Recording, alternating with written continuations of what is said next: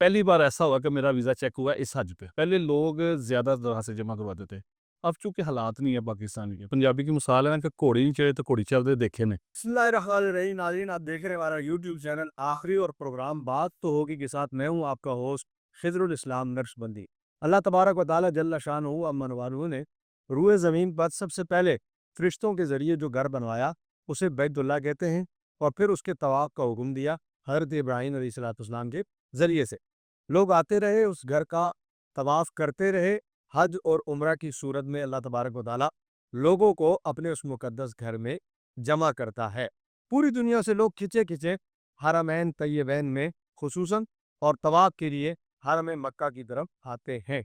नाज़रीन, वाक़ई ये एक मुक़द्दस फ़रीज़ा है और इस मुक़द्दस फ़रीज़े को अदा करने के लिए लोग जिनके पास इस्तिताअत नहीं होती, वो बहुत ज़्यादा तड़प भी रखते हैं।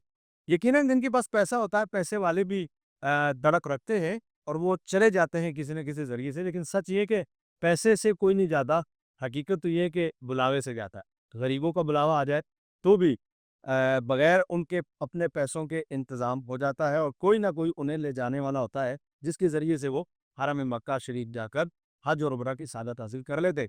लेकिन बिलउमूम ग़ुरबा पैसे जमा करते हैं, पाई-पाई जमा करते हैं और वो ऐसे लोगों के हाथ बिल आखिर चढ़ जाते हैं, जिनसे उन्हें फ्रॉड का सामना करना पड़ जाता है और उनका पैसा सारा का सारा डूब जाता है। आज इसी हवाले से हमारे साथ बात करने के लिए यूबी ब्रदर्स के चीफ एग्ज़ीक्युटिव हैं मोहतरम जनाब शहरयार अल-मारूफ चांद भाई। आप यूबी ब्रदर्स कंपनी के नाम से एक कंपनी को जो है वो हेड करते हैं। अस्सलाम वालेकुम। वालेकुम अस्सलाम व रहमतुल्लाहि व बरकातहू। कैसे हैं चांद भाई? जी, अल्लाह नबी का बड़ा करम एहसान अल्हम्दुलिल्लाह। बहुत शुक्रिया आपने आज हमें हमारे चैनल को वक़्त दिया। चांद भाई बताइएगा कि लोगों को ये कैसे पता चले कि सर मैं इस बंदे के हाथ अपना पासपोर्ट दे रहा हूँ और मैं उम्रा या हज के लिए वीज़ा लगवा रहा हूँ और मेरे साथ फ्रॉड नहीं होगा? क्योंकि बहुत सारे लोग हैं जो गरीबों का पैसा खा के और हज में अमीरों का भी पैसा खा के भाग गए। तो पहले तो आप ये बताइए कि क्या यूबी ब्रदर्स भी किसी इस तरह के स्कैंडल में इन्वॉल्व है? बिस्मिल्लाहिर्रहमानिर्रहीम। पहले तो आपका बहुत शुक्रिया अलामा साहब, आपने ये मोहब्बत फरमाई और हमें मदऊ किया इस प्रोग्राम में। मैं आपकी पूरी टीम का मशकूर हूँ कि आप लोगों ने इस प्रोग्राम में मुझे मदऊ किया और ये इन सवालात के हवाले से गुफ्तगू करने की सादत बख्शी। हज़रत साहब, बात ये है कि कोई भी डिपार्टमेंट है ना, कोई भी शोबा है ज़िंदगी का, कोई भी मतलब किसी काम के लिए भी उसके हर चीज़ के एसओपी होते हैं। बिल्कुल ऐसे। ठीक है, अब ये हज उम्रा के लिए भी इसी तरह गवर्नमेंट ने लाइसेंस जारी किए हुए हैं। हमें चाहिए कि ऐसी कंपनी के पास जाना चाहिए जिसके पास लाइसेंस हो। अच्छा। हमारी प्रॉब्लम ये है कि हम लोग ये करते हैं कि हम एक दूसरे के सोच से तल्लकात की बिना पे बाज़ ऐसे अनजाने बंदे के पास चले जाते हैं जो कि बज़ाहिरी तो वो बंदों को हज पे या उम्रे पे भेज रहा है, लेकिन उसके पीछे उसके पास कोई लाइसेंस नहीं है, अच्छा। कोई चीज़ नहीं है, कोई उसका ऑफिस नहीं है। तो वो फिर वो इस तरह जब बंदा जाता है तो फिर उसके साथ इसी तरह के काम होते हैं। सबसे पहले आप कहते हैं कि बंदा जिनसे काम अपना लेना चाहता है हज या उम्रे का, ये देखे कि लाइसेंस। जी, बिल्कुल। तो लाइसेंस का आम आदमी को कैसे पता चलेगा कि ये लाइसेंस है? देखिए जी, हज के लिए जा रहे हैं, अभी हज का सीज़न शुरू है। इंशाल्लाह चंद माह बाकी हैं, हज शुरू है और बुकिंग स्टार्ट है, सरकारी जो है दरखास्तें जमा हो रही हैं। जी हाँ। अब आगे प्राइवेट भी शुरू होनी है। तो देखिए, 2 सेक्टर हैं जो हज के लिए हैं। एक है गवर्नमेंट ऑफ पाकिस्तान का सेक्टर जो थ्रू बैंक एप्लीकेशन जमा होती है, दूसरा है प्राइवेट सेक्टर। सही।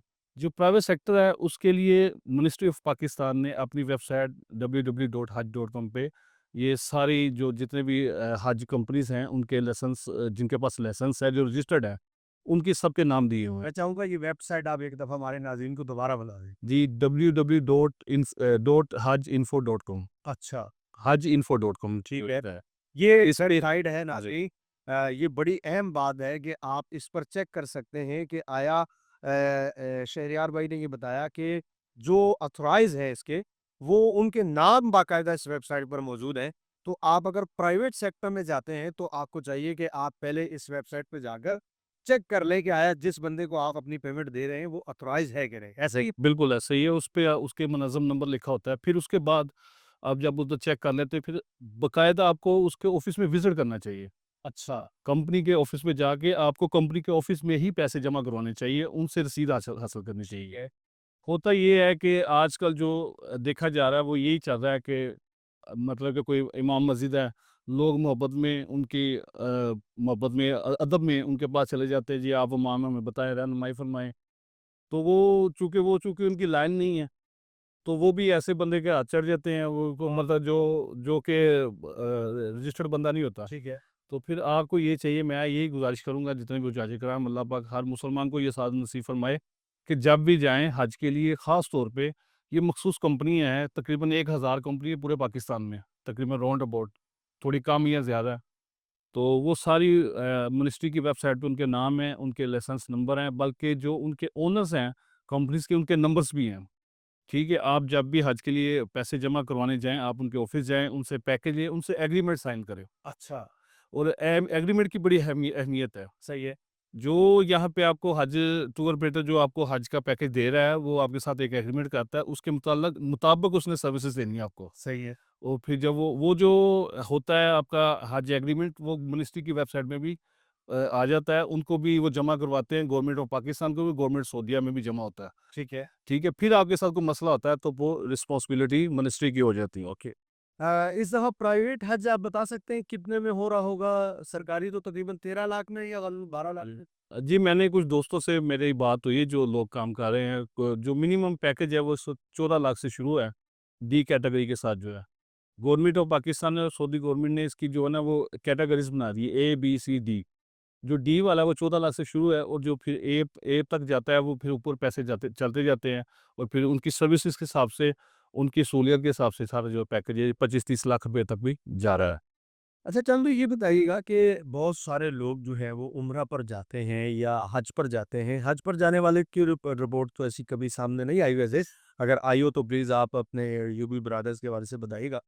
लेकिन हज पर जो उम्रे पर जो लोग जाते हैं तो वहाँ जाकर ऐसा भी आता होता है कि वो स्लिप हो जाते हैं। जी। तो क्या ऐसा एक तो ये कि करना ठीक है कि नहीं? एक तो ये बताइए। दूसरा ये कि क्या इसका कोई हल आपकी नज़र में आज तक आपके सामने आया या कभी आपके साथ ऐसा वाक़या हुआ? जी, अल्हम्दुलिल्लाह अल्लाह का एहसान है कि आज तक हमारे साथ तो ऐसा कोई मामला नहीं हुआ। सही है। लेकिन वो पंजाबी की मिसाल है ना कि घोड़ी नहीं चढ़े तो घोड़ी चलते देखे ने। जी। तो मैंने कुछ दोस्तों के साथ देखा ये मामला हुआ है। असल में इसमें प्रॉब्लम ये होती है कि जब बंदा उम्रे का काम कर रहा है ना, और उम्रा में चूँकि बचत कम होती है। सही है। यानी कि वीज़ा जो है ना वो 5 रियाल 10 रियाल पे बिक रहा होता है, और बंदे की दौड़ ये होती है मैं ज़्यादा से ज़्यादा वीज़ा कर लूँ। आजकल यही कॉम्पिटिशन चल रहा है कि मैंने इतना फ़िगर किया, मैंने इतना किया, मेरे में इतना स्कोर हुआ, मेरा इतना हुआ। उस दौर में हम लोग, जब बंदा हमारे पास आता है ना उम्रे के लिए, हम उसकी तस्दीक नहीं करते, उसकी तहकीक नहीं करते। ये ट्रैवल एजेंट को आप हाँ जी, हाँ जी। तो मैं अपने दोस्त अहबाब से, जो हमारी ट्रेड के साथी हैं, उनसे ये गुज़ारिश करूँगा, जब भी पासपोर्ट पकड़े, आप कम से कम उसकी गारंटी लें, उस बंदे का आपको पता होना चाहिए, फिर आप उसका वीज़ा निकालें। और अक्सर ये ऐसे हो रहा है कि हमारी सिटी का नहीं हो रहा, दूसरी सिटी के पासपोर्ट जो आते हैं, उनमें ये प्रॉब्लम्स होती है। ये जो हमारी पट्टी मुल्तान से आगे इस तरफ थोड़ा-सा है, फिर इधर पेशावर से आगे के जो पासपोर्ट है, उसमें काफ़ी केस ऐसे सुने हैं कि जो बंदे स्लिप हो गए हैं, लेकिन उसका नुकसान जो उसलिए बंदा पासपोर्ट लेके आया उसका नहीं होता, वो उस कंपनी का होता है जिसने उसको वीज़ा दिया होता है। अच्छा। गवर्नमेंट ऑफ सऊदीया जो है ना, उसको 50,000 रियाल तक जुर्माना करती है एक बंदे के स्लिप होने पे, और फिर उसका लाइसेंस कैंसल कर देती है, उससे एग्रीमेंट ख़त्म कर देती है। अच्छा। या तो वो बेचारा 50,000 रियाल पड़ेगा, अब वो 5 रियाल कमा रहा है और 50,000 की चिट्ठी फक्की पड़ रही है उसकी, तो उसके लिए ये परेशानी का मामला। तो इसलिए तमाम दोस्तों से ये कहेंगे हम लोग, जो हमारे ट्रेड के साथी हैं, कि जब भी पासपोर्ट लें, उसको आप उसकी तहकीक करें, ये बंदा कहाँ से इसके आने की गारंटी लें, उसके बाद प्रोसेस करें। जो आने वाला हज है चांद भाई वो 2026 में अब यकीनन होगा। सॉरी, 25 में। 25 में, अब 2025 में होगा। तो 2025 में जो हज होगा, अभी इस वक़्त आज चल रहा है दिसंबर के, समझिए मंथ दिसंबर का। तो हज इस्लामी जो जाएगा वो 2000 25 में जाएगा, जुलाई तकरीबन। तकरीबन जाएगा। अच्छा, ये बताइए कि जो साबका हज था, आप कितने हज एक तो कर चुके हैं आप माशाल्लाह, सरकारी तौर पर भी आपने काफ़ी ड्यूटी सरअंजाम दी है। पहले तो आप ये बताइए कि कितने हज आपने किए हैं और सरकारी तौर पर ड्यूटी जो सरअंजाम दी, वो कितनी दी है? जी, अल्हम्दुलिल्लाह अभी तक 6 हज हो चुके हैं, माशा अल्हम्दुलिल्लाह। उसमें मैंने अपना प्राइवेट सेक्टर से हज किए हैं, ठीक है। एक तो मैंने अपना हज किया, जो फ़र्ज़ हज होता है, वो अल्लाह ने सादत नसीब की। उसके बाद हमारा एक इदारा है होप, सही है। प्राइवेट सेक्टर का जो है ना, होप। होप के थ्रू जो ना मैंने अल्हम्दुलिल्लाह सर्विस वीज़े पे मैं गया हूँ, मैं 3 साल 4 साल ड्यूटी की है वो भी मैंने। सरकारी से खबर आपने ये हाँ जी, बिल्कुल होप जो है ना ये प्राइवेट सेक्टर का एक इदारा है। इसमें आप खिदमत जाके सर अंजाम इस पे मैंने खिदमत सरंजाम दी है, मेन कंट्रोल ऑफिसर के तौर पे वहाँ पे मैं नाइट शिफ्ट में अल्हम्दुलिल्लाह अपने हाजियों की खिदमत हम करते रहे हैं। ये भी बड़ा प्यारा इदारा है हमारा होप, जो ये प्राइवेट सेक्टर के जो हमारे हाजी होते हैं, इनकी देखभाल के लिए ये है। ये मेडिकल में देखते हैं हाजी को लॉस्ट एंड फाउंड होता है हमारा उधर, जिसमें अपना क्या कहते हैं सामान किसी हाजी का गुम हो गया, कोई हाजी गुम हो गया, ये हमारी जो टीमें वहाँ पे होती हैं वो अल्हम्दुलिल्लाह बड़ी वर्किंग करती है। फिर हम गाइड होते हैं, जो हाजी रास्ता भटक जाते हैं उनको रास्ता दिखाने के लिए उनके होटल तक पहुँचाते हैं। मैं एक दफ़ा वहाँ पर हज में था, मैंने बहुत मादरत के साथ देखा कि दूसरे ममालिक की जो टीमें थीं और दूसरे ममालिक के जो लोग थे, मैं नाम नहीं लेता ममालिक का, लेकिन वो टू मच एक्टिव मुझे नज़र आए।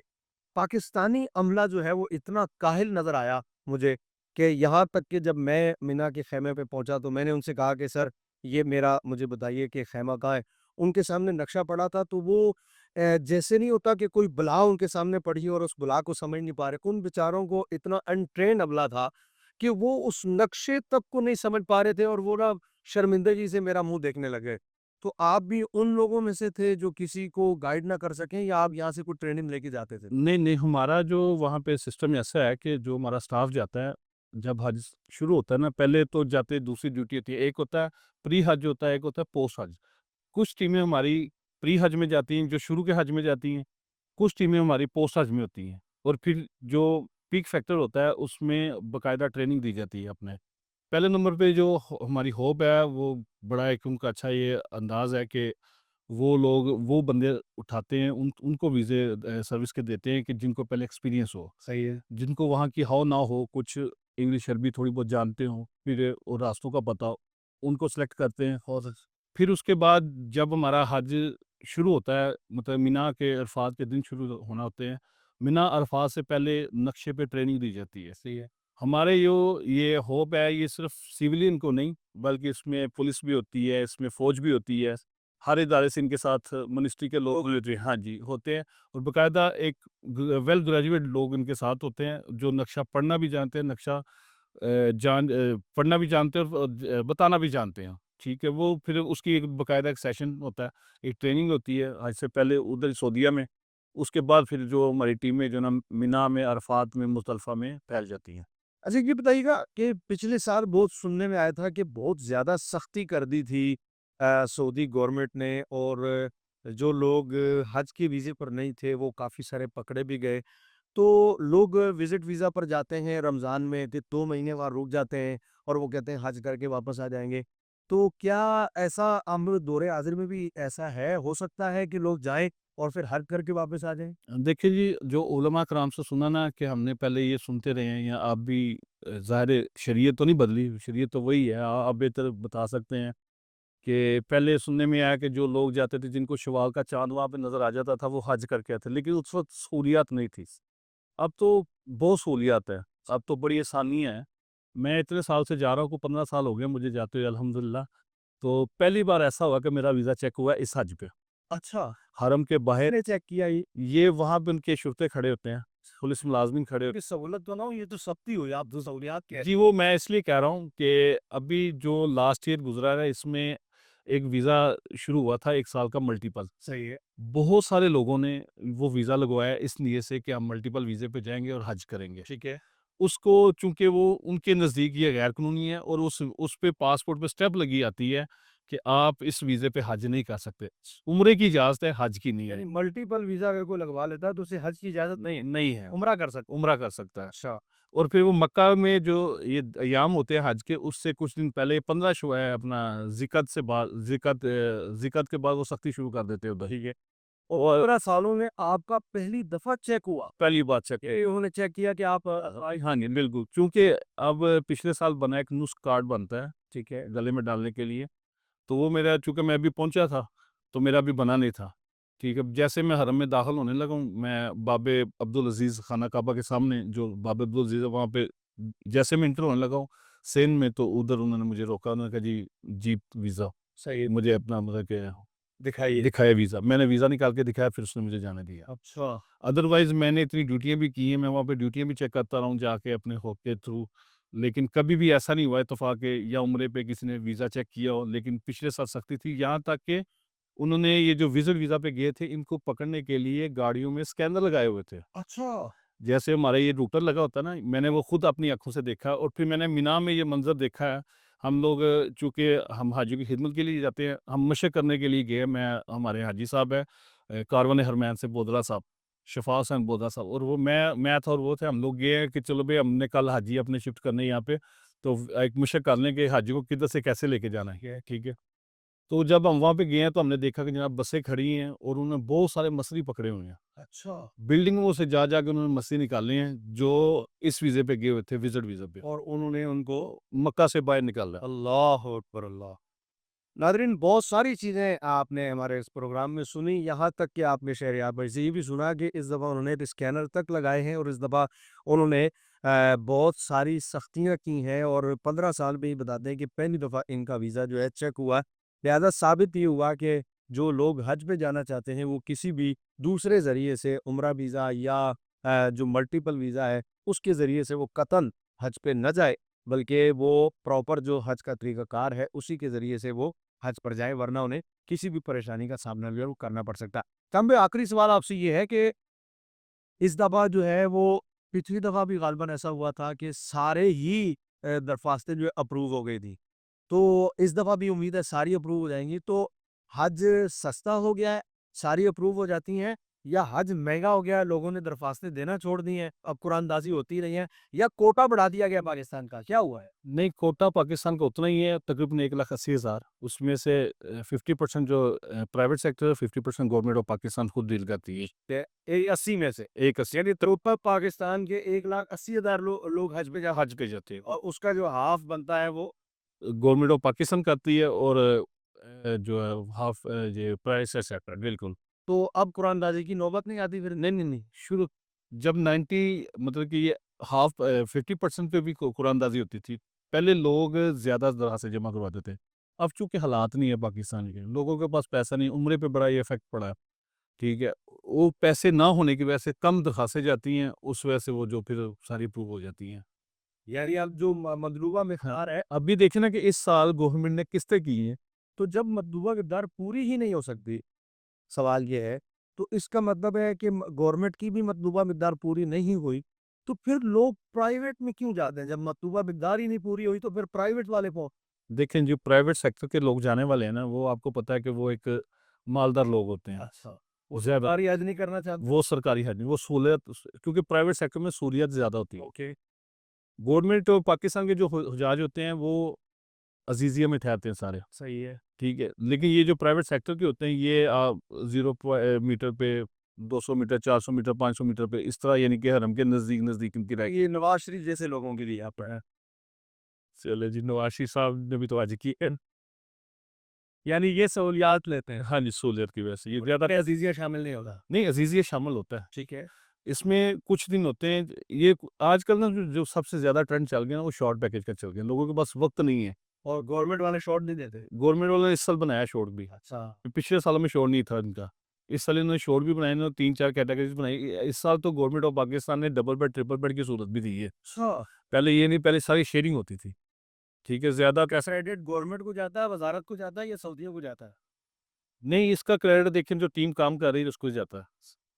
जो टीमें काम कर रही हैं, जिन्होंने ये सहूलियत की है, ताकि ये असल में ये सहूलत गवर्नमेंट ने भी इसलिए बढ़ाई कि ये जो रुझान लोगों का प्राइवेट सेक्टर की तरफ हो रहा है ना, वो कम हो। वो सहूलतें हम भी दें और हज को अच्छा आसान करें और बेहतरीन करें।